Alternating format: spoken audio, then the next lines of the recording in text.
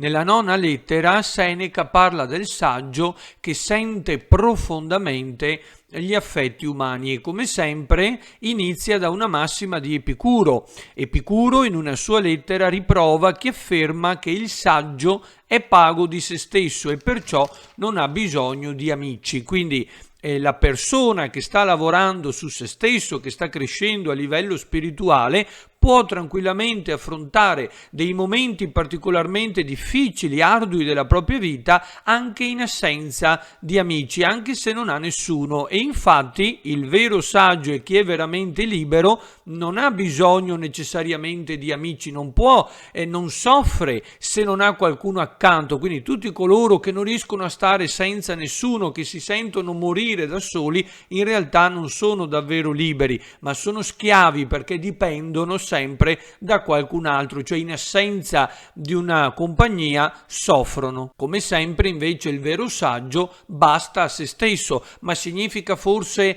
desiderare di rimanere sempre soli o di non volere amici? Assolutamente no. Infatti qui Seneca deve distinguere tra il concetto di insensibilità e il concetto di impassibilità. Lui inserisce qui un termine greco che lui traduce con impassibilità. Ma che cosa significa? Significa non sentire nemmeno le sofferenze, non sentire neanche il bisogno, quindi eliminare l'impulso? Assolutamente no. Infatti dice: fra noi e loro c'è questa differenza. Il saggio, secondo noi, sente ogni contrarietà, ma la vince. Secondo loro non la sente neppure. Cioè, secondo la filosofia epicurea, come ha detto Epicuro prima, no, che riprova chi basta a se stesso, in realtà bisognerebbe arrivare ad uno stato totale di atarassia e di aponia, cioè assenza di dolore fisico e di turbamento interiore. Ma è davvero questa la vera felicità e la vera saggezza? Secondo Seneca no. Noi sentiamo i bisogni, quindi non dobbiamo addirittura eliminare l'impulso, ma lo dobbiamo vincere. Detto in chiave cristiana, il vero cristiano viene tentato, non può essere escluso dalla tentazione. Cristo in persona è stato tentato, ma colui che segue realmente i precetti divini riesce a superare la tentazione, quindi riesce a vincere Satana e a scacciarlo. Noi e loro abbiamo in comune la convinzione che il saggio è pago di se stesso, ma per quanto basti a se stesso desidera avere amici. Così il saggio basta a se stesso, non nel senso che vuole vivere senza amici, ma che lo può. E quando dico può, voglio intendere che il saggio sopporta serenamente la perdita di un amico, ma non sarà mai senza amici perché è in suo potere contrarre subito una nuova amicizia. E fa anche un esempio pratico: se una persona avesse perso un arto, andrà avanti e continuerà a vivere, si adatterà alla nuova condizione pur non avendo più questo arto, ma non significa che preferisca viverci senza, però anziché abbandonarsi alla disperazione, quindi soffrire e deprimersi, va avanti e si adatta alle nuove circostanze, ai nuovi eventi. Questo deve essere pronto a fare il vero saggio. Non permettere mai alla sorte o a un pericolo, a una sventura, a un incidente o addirittura a un affetto per un'altra persona di scalfire la nostra interiorità e il nostro progresso spirituale. Conclude con l'esempio pratico: se Fidia avesse perso una statua, subito ne avrebbe fatta un'altra, così questo artefice di amicizie, se perde un amico, lo sostituirà con un altro. Quindi il saggio si adatta e per un tratto del percorso prosegue anche da solo. Vi ricordate nell'altra lettera?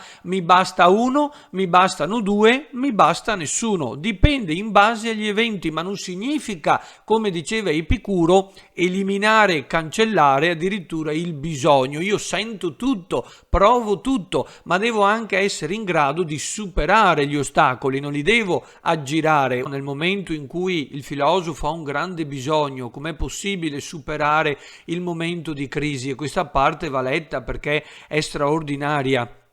Ti rivelerò un filtro amoroso senza unguenti, senza erbe, senza formule magiche. Se vuoi essere amato, ama. Si vis amari, ama. Ecco il segreto, non c'è nessun trucco, bisogna soltanto amare, bisogna esternare la propria positività, bisogna esprimere amore, gioia, bisogna dare e donarsi agli altri, e tutto ciò che noi emaniamo si ripercuoterà sugli altri e attireremo persone dello stesso tipo, cioè se emaniamo gioia attireremo gioia, ed è quello che ci sta dicendo Seneca: fra colui che ha già un amico e chi lo sta cercando passa la stessa differenza che c'è tra il mietitore e il seminatore. Ecco la metafora del mondo agreste.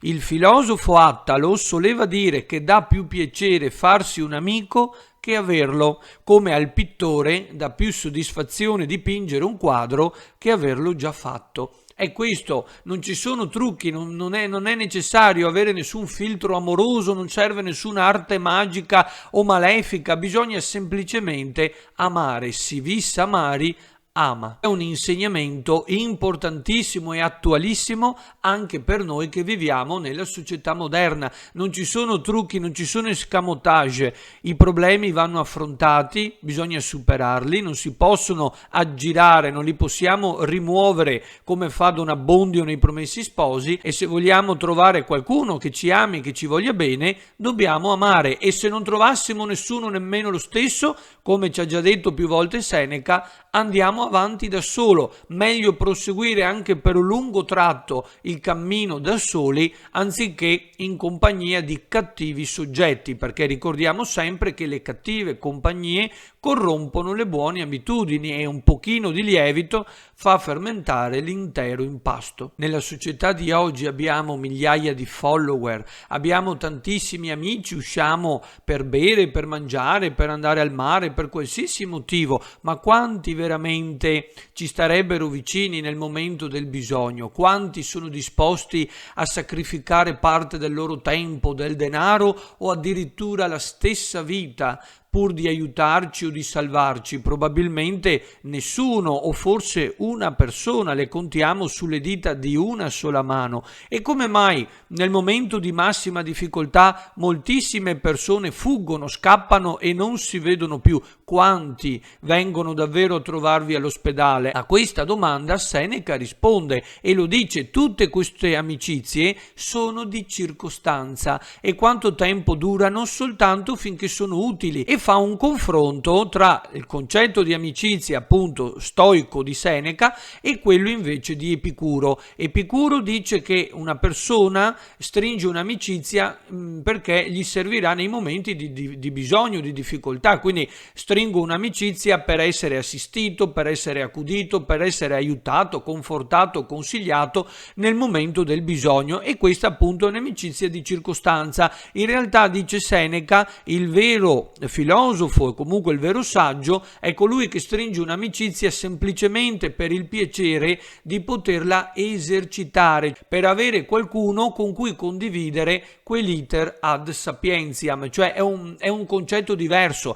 Per l'epicureismo l'amico mi deve aiutare a rimettermi in piedi se dovessi cadere lungo il cammino, mentre in Seneca l'amico è colui che mi accompagna, cioè che non mi lascia solo a percorrere la strada, cioè che mi aiuta durante il cammino a tenermi compagnia e con cui posso conversare e quindi anche maturare e crescere ulteriormente, perché non dimentichiamo che insegnando imparo e imparo anche insegnando, quindi è un continuo do ut des, però di tipo gratuito. Ecco la vera amicizia, cioè la vera amicizia è slegata dall'utile. Quando un'amicizia è stretta solo per un utile non è vera amicizia, perché nel momento in cui l'utile decade anche l'amicizia. È logico, chi pensa solo a sé e a questo scopo stringe amicizia è in grave errore. Come fu l'inizio, tale sarà la fine. Si è fatto un amico che lo soccorresse nella prigionia, ma questi lo abbandonerà al primo rumore di catene. Sono queste le amicizie dette comunemente di circostanza. Le amicizie fatte per opportunismo saranno gradite finché saranno utili.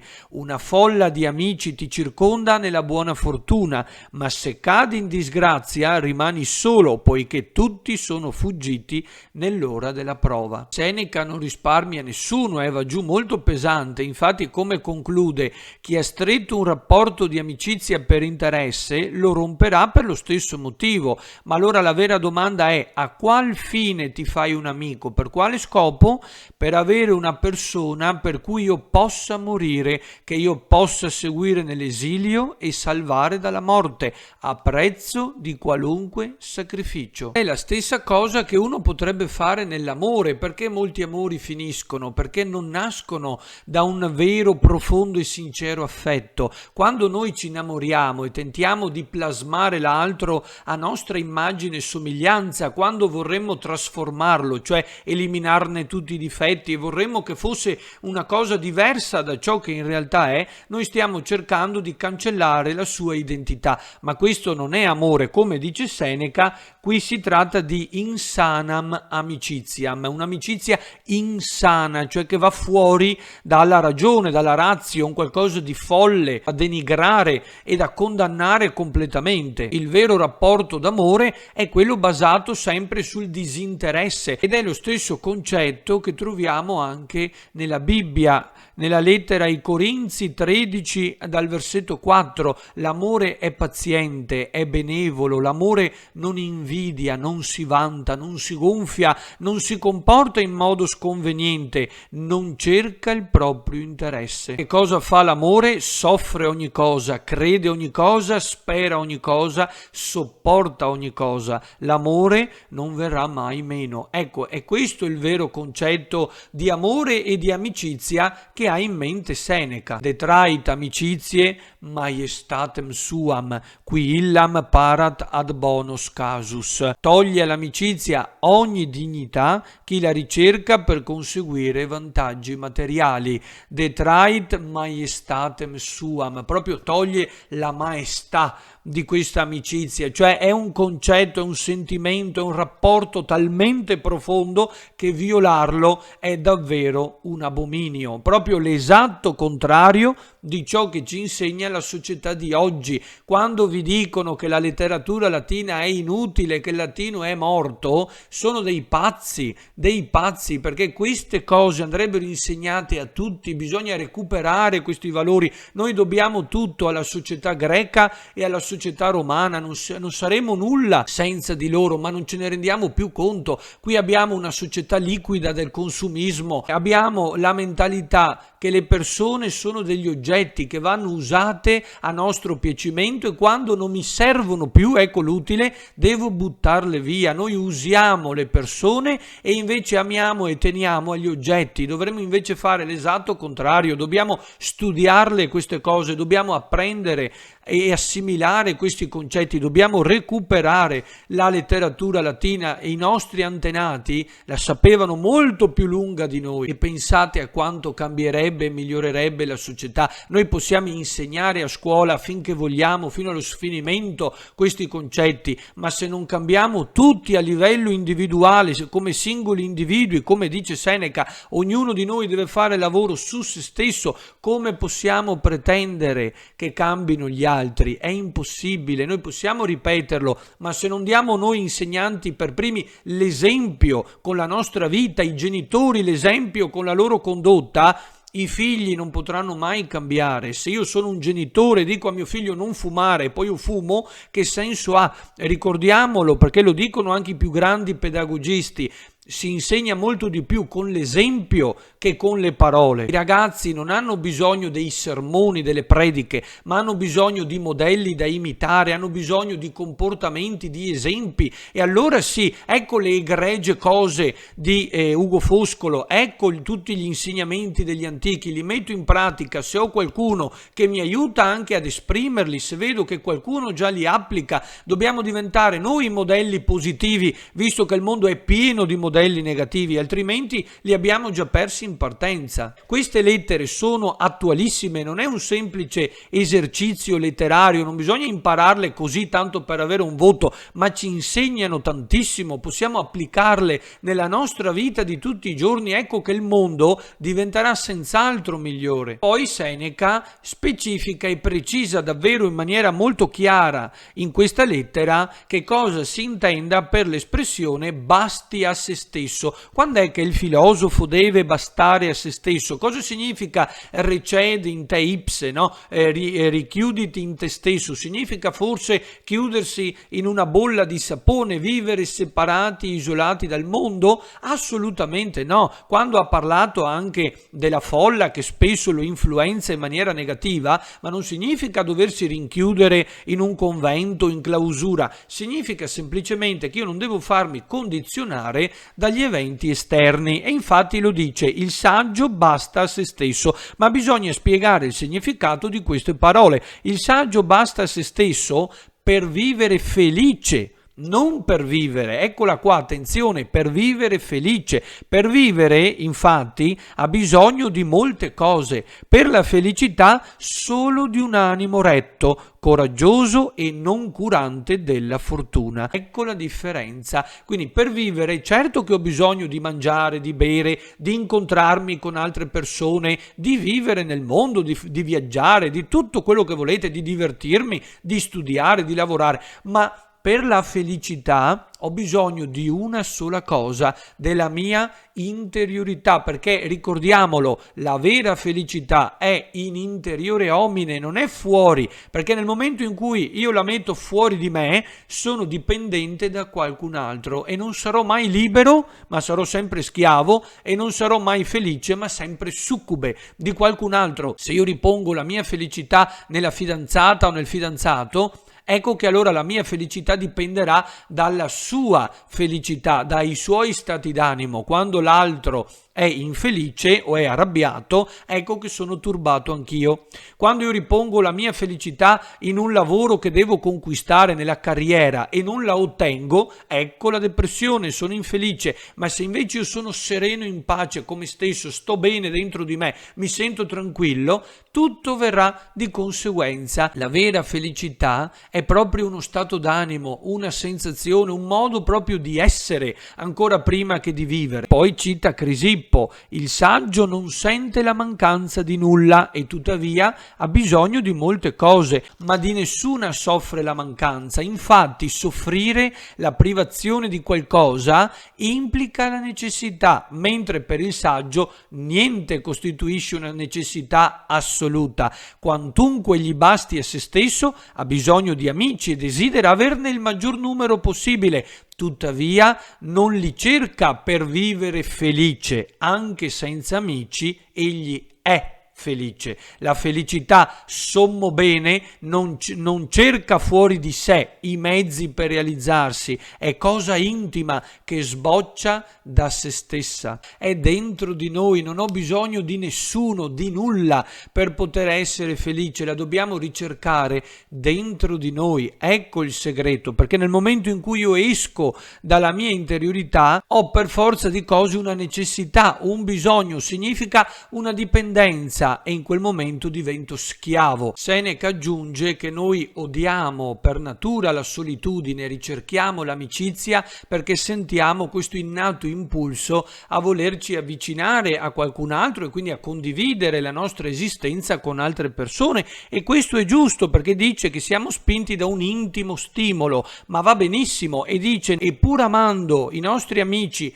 come noi o addirittura più di noi, però sapremo sempre porre un limite, cioè sapremo sempre che anche in caso di avversità, se dovessimo rimanere soli, comunque saremo felici, altrimenti dipendevamo da loro e allora eravamo schiavi, non eravamo realmente liberi. E fa l'esempio sempre di Stilbone, di quel filosofo che aveva citato all'inizio. Quando Stilbone ebbe perduta la moglie, gli amici, gli affetti, addirittura fu incendiata la patria, uscendo dalla città gli fu chiesto se avesse perso qualcosa, e cosa rispose Stilbone?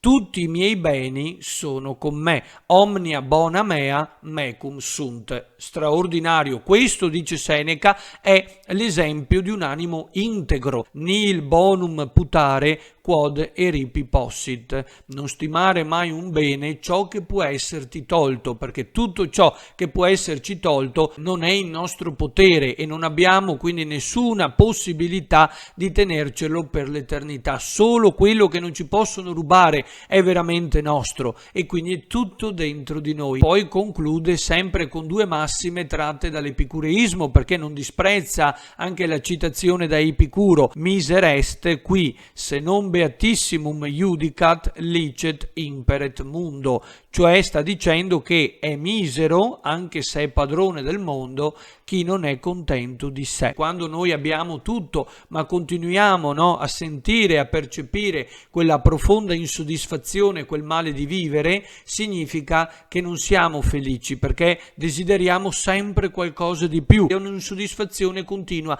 perché continuiamo a far dipendere la nostra felicità da ciò che è esterno a noi. Non est beatus esse se qui non putat. Non è felice chi non crede di esserlo. Quindi se io penso che mi manchi sempre qualcosa, non potrò mai realmente essere pago di me stesso. Dobbiamo essere davvero dei grandi saggi, lavorare moltissimo in noi stessi, ed è un lavoro che durerà per tutta la vita, per non stimare un bene ciò che può esserci tolto in qualsiasi momento. Come disse anche Seneca, lo vedremo più avanti, Deus est in nobis.